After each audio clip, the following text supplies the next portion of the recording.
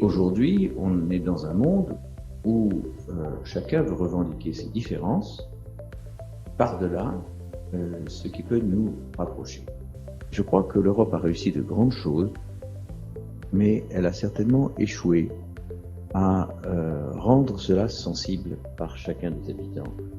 Le grand enjeu aujourd'hui, c'est de créer des Européens. C'est pas tellement de créer une Europe. J'appelle à ce que la journée de l'Europe se transforme en une forme de European Pride. Si vous ne connaissez pas l'histoire de l'Europe, vous ne pouvez rien comprendre à l'intégration européenne. On a en face de nous des gens qui sont là pour nous détruire. Ne croyez pas que la guerre commerciale soit par hasard. En revanche, nous avons toujours eu un discours qui était un discours, je dirais, d'indépendance exacerbée, y compris, et là il faut avoir l'honnêteté de le dire, y compris quand nous n'avons pas forcément tous les moyens de notre indépendance exacerbée. Les masques doivent tomber. En fait, l'Europe à plusieurs vitesses, c'est l'Europe que nous avons actuellement. Il n'y a pas de quoi penser que c'est une immense innovation. Si vous regardez, il y a un cadre unique, un cadre institutionnel unique, c'est vrai.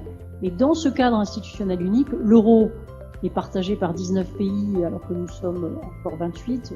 L'espace Schengen comprend des pays qui d'ailleurs sont des pays extérieurs à l'Union européenne comme la Suisse et ne comprend pas tous les pays de l'Union européenne puisque le Royaume-Uni n'en a jamais fait partie, l'Irlande non plus.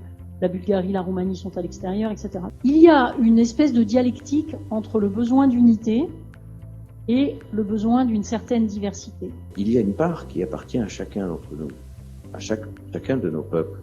Mais il y a une part qui est commune. Les guerres et les conquêtes napoléoniennes, c'est de l'histoire européenne, c'est pas de l'histoire de France.